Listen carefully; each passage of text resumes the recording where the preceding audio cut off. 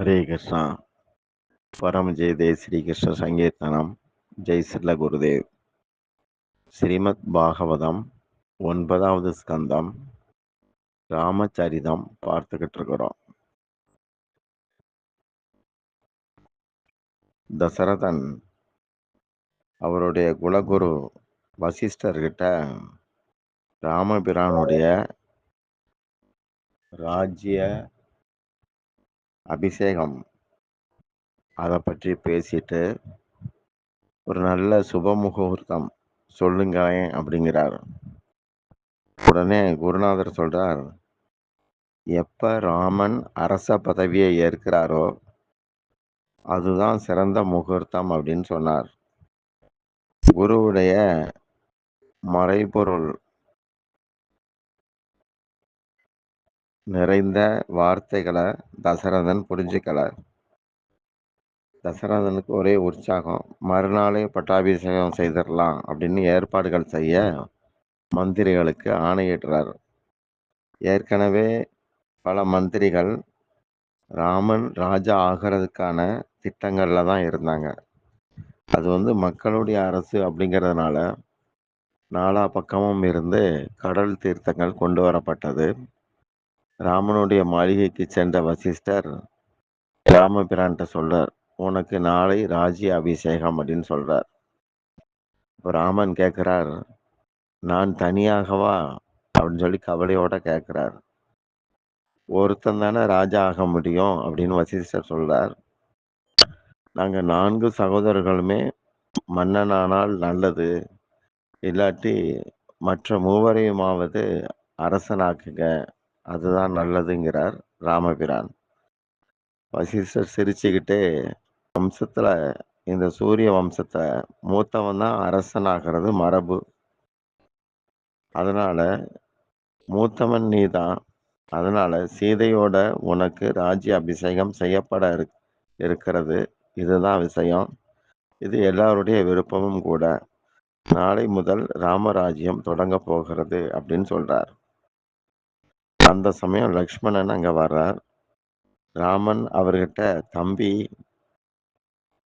அரசர் அதாவது நம்முடைய அப்பா என்ன நாளைக்கு மன்னன் ஆக்கிறதுக்கு திட்டம் வச்சிருக்கிறார்.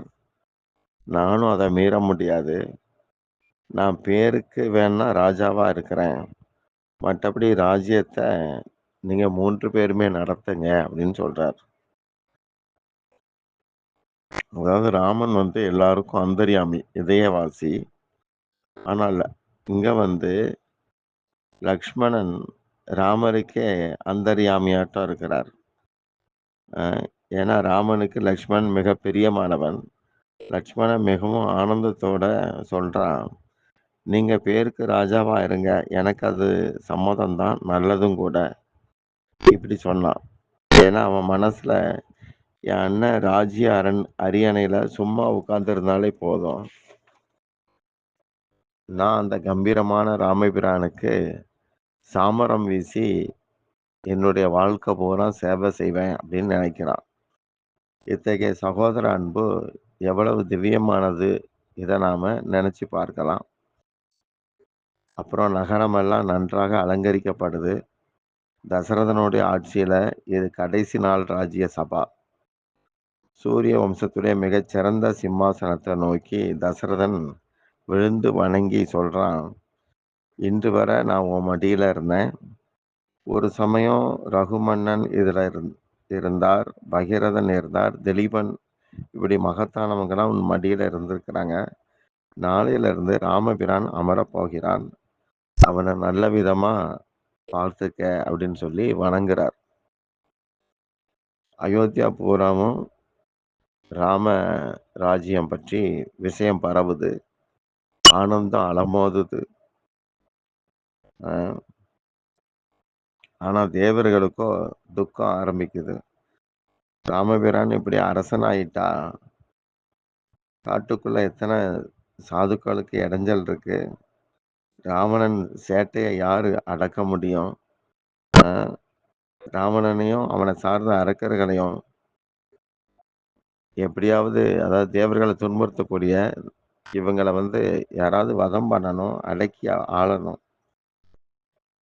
அதனால தேவர்கள் வருத்தத்தோட விக்னேஸ்வரி அப்படிங்கிற தேவிட்ட வேண்டுறாங்க. நீ எப்படியாவது இடைஞ்சல் பண்ணிட்டு ராமன் அரியணையில அமராதபடி செய்யணும் அப்படின்னு வேண்டுறாங்க. அந்த தேவியும் சரின்னு சொல்லிட்டு அயோத்தியில நடமாட ஆரம்பிக்கிறார். யார் உடம்புக்குள்ளயாவது நுழையணும்னு சொல்லி அவ தெரிகிறா. அப்போ கேகய நாட்டுல பிறந்தவளான ஒரு கூனி, மந்தரைன்னு ஒரு கூனி. அவ எதிர வர அவளுக்குள்ள இந்த விக்னேஸ்வரி தேவி புகுந்துட்டா. மந்தரை இப்ப அயோத்தியா நகரத்துல சுத்தி சுத்தி வாரா. நகரோடைய அலங்காரத்தை பார்த்துட்டு ஒருத்தங்கிட்ட கேட்டா, இங்க என்ன உற்சவம், எத்தனை அலங்காரம் அப்படின்னு கேட்டா. அவன் சொன்னான், என்ன இது கூடவா உனக்கு தெரியல? எவ்வளவு மங்களமான செய்தி! நாளைக்கு ராமபிரான் ஆட்சிக்கு வரப்போறார் அப்படின்னு சொன்னான். உடனே அவ ஆஹ், இவனை யார பாக்குறதுக்கு ஓடுறா. இந்த விஷயத்த யாருக்கிட்டையாவது சொல்லணும் அப்படிங்கிற மாதிரி அவளுக்கு ஒரு நினப்பு வருது. இதுக்கிடையில கௌசல்யா தேவி கிட்ட ராமராஜ்யத்துடைய விஷயங்களை ஒரு வேலைக்காரி சொல்ல, உடனே கௌசல்யா தான் கழுத்துல இருந்த ஒரு முத்து மாலையை கழட்டி அவளுக்கு அணிவிச்சிட்டு, நாளைக்கு ராமன் ராஜ்யத்துல உட்கார்ந்ததும் உனக்கு நான் 2 கிராமங்களை தர சொல்றேன் என்ன அப்படின்னு சொல்லி அவளை தட்டி கொடுத்து அனுப்புறா. அவ சந்தோஷமா வெளியே ஓடி வர, அப்ப எதிர இருந்த மந்தரை இவனும் வாரா. அப்ப இவனும் இவ கைகேயிக்கு வேலைக்காரி. அவ முத்து மாலையோட வாராளே, அவ கௌசல்யாவுக்கு வேலைக்காரி. அப்போ ஒருத்தர் ஒருத்தர் சந்திக்கிறாங்க. அப்ப மந்தரை கேட்கிறா, என்ன இத்தனை உற்சாகம், என்ன ஆச்சு அப்படின்னு கேட்கிறா. கேட்டதும், தெரியாதா உனக்கு, இந்த மாதிரி ராமபிரான் ராஜாவாக போகிறார், அந்த தகவல் அறிவிக்கப்பட்டிருக்கு. நான் அந்த செய்தியை முதலா நம்ம ராணிகிட்ட போய் சொன்னேன். அவங்க சந்தோஷப்பட்டு கழுத்துல இருந்த முத்து மாலையை எனக்கு தந்துட்டாங்க. அது போக ராமபிரான் ஆட்சியில் அமர்ந்த உடனே எனக்கு 2 கிராமம், ஒரு நிலம், 2 நிலம் எழுதி தரேன்னு சொல்லியிருக்கிறாங்க. அதான் சந்தோஷமா இருக்கேன். நீயும் வேலைக்காரி தானே, உனக்கு இந்த செய்தியெல்லாம் தெரியாதா? உங்க ராணிகிட்ட நீ சொல்லலையா அப்படின்னு சொல்லி அவ கேட்க, அவளுக்கு ஆத்திரமாயிருச்சு. இதை சும்மா விடக்கூடாதுன்னு அவளுக்கு மனசுல வேலை செய்யுது. ஏன்னா அங்க விக்னேஸ்வரி தேவி உள்ள போய் உட்கார்ந்துருக்கா. அது ஃபயர்ட் அப் ஆயிடுச்சு, ஊக்கமாயிடுச்சு அந்த தேவி.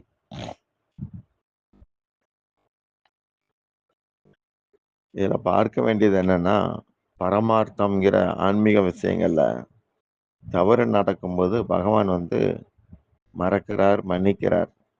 ஆனா மனுஷனுக்கு அந்த புத்தி கிடையாது. ஒண்ணும் இல்லாததை ஊதி ஊதி பெருசாக்கிடுவான். பகவான் பெரிய தவறை கூட மன்னிக்கிறவர். ஆனா உலக விவகாரம் மிக கடுமையானதுங்கிறதுனால அதுல நாம ரொம்ப கவனமா நடக்க வேண்டி இருக்குது. கௌசல்யா தன்னுடைய பணிப்பெண்ணுக்கு நிறைய கொடுத்தா. ஆனா மற்ற ராணிகளுடைய பணிப்பெண்களுக்கும் அவ தந்திருக்கலாம். அவ ஒன்றும் தரல. அஹ் மந்தரை மாதிரி பல பேர் இருப்பாங்க. அவங்களுக்கெல்லாம் கொஞ்சம் கொடுத்திருந்திருக்கலாம். அந்த தடை வந்திருக்காது. விவகாரம் பண்ணணும். ஆனா மனசு அதுல மூழ்காதபடி தந்திரமா இருக்கணும். சாதுக்கள் கையளவு தான் சாப்பிடுவாங்க. ஆனாலும் தங்கள் தேவைக்கு அவங்க ஒரு குடும்பஸ்தன் மாதிரி நடக்க வேண்டி வருது. சரீரம் உள்ள வரைக்கும் விவகாரம் விட முடியாததா தான் இருக்கு. விவகாரம் வேணும், ஆனா விலகி இருக்கவும் தெரியணும். செயலை செய்யும்போது பரமாத்மாவுடைய தொடர்புல இருக்காட்டி நிச்சயம் அந்த செயல்ல பாபம் கலந்துரும். மனசுல ஸ்தூல அம்சம்னு ஒண்ணு இருக்கு. அது செயல்கள்ல ஈடுபடணும். சூட்சும அம்சம் பகவான்ல லயிச்சு இருக்கணும். எப்படி தண்ணீர் எடுத்துட்டு வர பொண்ணு தலை மேல நீர் குடத்தை தூக்கிட்டு போறா. கூடவே 5, 6 தோழிகள்கிட்ட அவ பேசிக்கிட்டே போறா. அவளுடைய ஸ்தூல மனசு தோழிகள்கிட்ட பேசிக்கிட்டு இருக்குது. ஆனா சூட்சும மனசு தண்ணி குடத்துல கவனமா இருக்கு. ஒரு தாய் தாம் பிள்ளைங்கள்ட்ட சூட்சும மனச வச்சு அதாவது சூட்சும மனசு பிள்ளைங்கள்ட்ட இருக்கு. ஸ்தூல மனசால வீட்டு வேலைகள பூரா நிர்வாகம் பண்றா. சூட்சும மனச பகவான்ட்ட ஒப்படைச்சிடுறா. ஸ்தூல மனதோட உலக விவகாரங்கள்ல நடந்துக்கணும் அப்படிங்கிறது தெரியுது. ஆனா சூட்சும மனது இறைவனோட இருக்கணும். கௌசல்யாவுடைய பணிப்பெண் மந்தரை கிட்ட அ இந்த கௌசல்யாவுடைய பணிப்பெண் இருக்காளே, அவ வந்து மந்தரை கிட்ட பெருமை அடிக்கிறா. இதனால மந்தரைக்கு மனசுல பொறாமை தீ பற்றி எரிய ஆரம்பிச்சது. உடனே கைகேயிட்ட ஓடி வந்தா. வந்து கத்தி அழுறா. "ஏன் இப்படி அழுற? என் ஊருக்காரியாச்சே நீ. உனக்கு என்ன எதுவும் ராஜ தண்டனை கிடைச்சிருச்சா? என்ன நடந்தது?" அப்படின்னு கேட்கிறா. அவ பதில் சொல்லாம அழுதுகிட்டே இருக்கா. கைகேயியுடைய இதயத்துல ராமன் மேல அதிக அளவு அன்பு உண்டு. இதனால அவ வந்து மந்தரைய சமாதானப்படுத்த, "உனக்கு தெரியுமா? நாளைக்கு ராமன் ராஜா ஆகப் போறான். அ இத நினைச்சு ஆனந்தமா இருக்கிறத விட்டுட்டு இப்படி அழுதுகிட்டு இருக்கியே! ராமன பார்த்தியா? எப்படி இருக்கிறான்?" அப்படின்னு சொல்லி கைகேயி கேட்கிறா. அப்ப மந்தரை வந்து எரிச்சல்ல சொல்றா. "ராமனுக்கு என்ன குறைச்சல்? நாளைக்கு தான் ராஜா ஆகப் போறானே! அவன் சந்தோஷமா தானே இருப்பான்." அப்படின்னு சொல்றா. கைகேயி உடனே அவளுக்கு பரிசா ஒரு மாலைய கொடுக்கிறா. மந்தரை அத வாங்கி தூக்கி எறிஞ்சா. அப்ப கைகேயி சொல்றா, "நீ ஒரு முட்டாள் வேலைக்காரி. சூரிய வம்சத்துல மூத்த புதல்வன் அரசனாகிறது பாரம்பரிய பழக்கம். நான் பலமுறை ராமனை சோதிச்சு இருக்கிறேன். ராமன் தனது சொந்த தாயை விட என்கிட்ட தான் அதிகமா அன்பா இருக்கிறான்." அ இப்படி எடுத்து சொல்றா. அப்ப அந்த கூனி மந்தரை விம்மி விம்மி அழுதுகிட்டே நடிக்கிறா. "ராமன் ஆண்டால் என்ன? பரதன் ஆண்டால் என்ன? எனக்கு அதுல என்ன லாபம்? நான் வேலைக்காரிக்கு வேலைக்காரியா இருந்துட்டு போறேன். நான் யாருக்கு நன்மை செய்தாலும் அவங்க எனக்கு எதிரியா மாறிடுறாங்க. நான் சுயநலமே இல்லாதவா. உனக்கு கேடு வரப்போது. அந்த கேடு உன்னை அண்டாதபடி பார்த்துக்க எனக்கு என்னுடைய சுபாவம் வந்து விரும்புது. ஆனா என்ன பண்றது? என்னால முடியலையே!" அப்படின்னு அழுறா. அப்போ மந்தரை சொல்றா, "உனக்கு என்னாச்சு? என்ன சொல்ல வார? என்ன பிரச்சனைன்னு?" கேட்கிறா. மந்தரையுடைய மந்திர பேச்சுல கொஞ்சம் கொஞ்சமா சிக்க ஆரம்பிக்கிறா கைகேயி.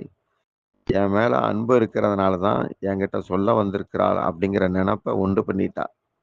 அ அப்ப கைகேயி வந்து மந்தருடைய முதுகுல தட்டி கொடுத்து, "வா உட்கார்ந்து பேசலாம்" அப்படின்னு சொல்லி பேச ஆரம்பிக்கிறாங்க. மந்தரா உடனே ஓன்னு அலறிக்கிட்டு, "நான் பாவி, என்ன தொடாத" அப்படிங்கிறா. கைகேயி வந்து, "என்னாச்சு? உண்மையெல்லாம் சொல்லு" அப்படிங்கிறா. மந்தரை சொன்னா, "சொல்ல என்ன இருக்கு? உனக்கு ஒரு பெரிய தீமை உண்டாகப் போகுது. அது நிச்சயம்" அப்படின்னா. அப்ப கைகேயி கேட்கிறா, "சரி நான் என்ன பண்ணணும் அத சொல்லு." அப்ப மந்தரை சொன்னா, "அம்மா நீ கபடம் இல்லாதவா. மன்னர் உன் கையில இருக்கிறான்னு நினைக்கிற. ஆனா ஆண்கள நம்பாத. பொய்யர்கள். அவங்க சொல்றது ஒண்ணு, செய்யறது ஒண்ணு. அன்புக்கு நீ பேச்ச கேட்கணும்னா கௌசல்யா கிட்ட போயிறார். கௌசல்யா உனக்கு எதிரா சூழ்ச்சி செய்து 15 நாட்கள் ஆச்சு. உனக்கு அது தெரியாது. ராமனுடைய ராஜ்ய அபிஷேக ஏற்பாடுகள் மும்முரமா நடந்துகிட்டு இருக்கு. தசரதனுடைய நேசமெல்லாம் கௌசல்யா மேல தான். உன்கிட்ட காட்டுற அன்பு வெறும் வெளிப்பகட்டு. ராம பட்டாபிஷேகத்த ஏன் இத்தனை விரைவா செய்யணும்? அப்படி ஒரு அவசியம் இருக்கா? அதுக்கு காரணம் என்ன? கௌசல்யா பேச்ச கேட்டு தான் பரதனையும், சத்ருக்னனையும் ஊர்ல இல்லாதபடி தசரதன் வந்து அவங்க மாமா வீட்டுக்கு அனுப்பிட்டார். ராமர் பட்டாபிஷேகம் பற்றிய கடிதங்கள நாடெங்கும் கடிதம் கொடுத்துட்டு, பரத சத்ருக்கனுக்கு இந்த விஷயத்தையே தெரிவிக்காம இருக்கிறாங்க. இந்த செய்தி அதாவது இந்த விவகாரம்லாம் உனக்கு தெரியாது. ஒண்ணும் தெரியாம சுகமா நீ தூங்கிக்கிட்டு இருக்கிற. இப்படி மந்தரை சொன்னா. அப்ப கைகேயி சொல்றா, "ஆமா, நீ சொல்றதெல்லாம் உண்மைதான். எனக்கு உன்ன தவிர இப்படி உண்மைய சொல்ல யாரு இருக்கா? நீயே சொல்லு. நான் என்ன பண்றதுன்னு?" கேட்கிறா. அப்போ மந்தரை சொன்னா, ராமன் ராஜா ஆன பிறகு உனக்கு எந்த சேவையும் நடக்காது. நாடு லட்சுமணனுக்கு, சிறைச்சாலை உன் பிள்ளை பரதனுக்கு, நீ கௌசல்யாவுக்கு வேலைக்காரியா போயிருவ. உன உன் நீ வேலைக்காரின்னா, உனக்கு நான் வேலைக்காரி. இப்படி ஆயிரும். உன்னுடைய ராணிங்கிற பதவி பிடுங்கப்படும். இத நான் எப்படி சகிக்க போறேனோ அப்படின்னு சொல்லி புலம்புறா. இப்போ கைகேயி சொல்றா, 3 நாட்களா எனக்கு கெட்ட கனவெல்லாம் வந்துகிட்டு இருக்கு. அது ஏன்னு இப்பதான் புரியுது அப்படின்னு சொல்றா. அப்போ மந்தரை சொன்னா, இப்ப கூட ஒண்ணும் பிரச்சனை இல்ல. வெற்றி உன் கையில தான் இருக்கு. நான் சொல்றபடி நட. ராஜா கிட்ட 2 வரங்கள கேளு அப்படிங்கா. அப்ப கைகேயி என்ன வரத்த கேட்கறது அப்படிங்கா. மந்தரை சொன்னா, உன் மகன் பரதன அரசாக்கணும் 1. 2வது 14 ஆண்டுகள் வனவாசம் செல்லும்படி ராமபிரான் வனவாசம் செல்லும்படி கேளு. இப்படி 2 வரம். நீ இதுக்காக என்ன பண்ணணும்னா, நல்ல ஆடைகள்லாம் முதல்ல கழட்டி தூர போட்டுட்டு, கோபப்பட்டா அதுக்குன்னு ராணிகளுக்கு தனி அறை இருக்கு. அந்த கோப பவனத்துல போய் படுத்துரு வெறும் தரையில. தசரதர் உன்னுடைய தோற்றத்த பார்த்து பயந்து, நீ எத கேட்டாலும் தர்றேன்னு கெஞ்சுவாரு. நீ வார்த்தைகள கவனமா பயன்படுத்து. அவர் ராம வனவாசத்துக்கு ஒப்புக்கொள்ள வாய்ப்பே இல்ல. அதனால அவர சத்தியத்தால கட்டி போடு அப்படிங்கிறா. உண்மையிலே கைகேயி கபடம் இல்லாதவா. ஆனா தீய சங்கம், கெட்ட சகவாசத்தால கெட்டுப் போனா. தீய சேர்க்கையினால கைகையுடைய அறிவு தாழ்ந்து பிறழ்ந்து மாறி போச்சு. அவ விபரீதம் செய்ய தயாராகிறா. அதன்படி கைகேயி கோப பவனத்துக்கு போறா. நகையெல்லாம் கழட்டி அங்கங்க வீசி போட்டா. கோபமுத்திரையோட வெறுந்தரையில படுத்து கிடக்குறா. மன்னர் அரசவை முடிஞ்ச பிறகு எப்பவுமே கைகேயிய பார்க்கறதுக்கு வருவார். அவளை காணுமேன்னு சொல்லி அப்புறம் கண்டுபிடிச்சிட்டார். கோபத்துல கிடக்குறான்னு சொல்லி. அதனால அங்க வந்து அவளை பார்த்து என்ன பிரச்சனைன்னு கேட்க முயற்சி பண்றார். தொட முயற்சி பண்ணார். அவ்வளோ கோபத்தோட என்ன தொடாதீங்க அப்படின்னு சொல்லி நகர்ந்து படுக்கிறா. இப்படி கணவனை வந்து அவமதிச்சா. தசரதன் உனக்கு நான் என்ன குறை வச்சிருக்கிறேன் அப்படின்னு தசரதன் வந்து கேட்கிறான். உனக்கு ஒரு ஆனந்தமான செய்தியை நான் கொண்டு வந்திருக்கேன்.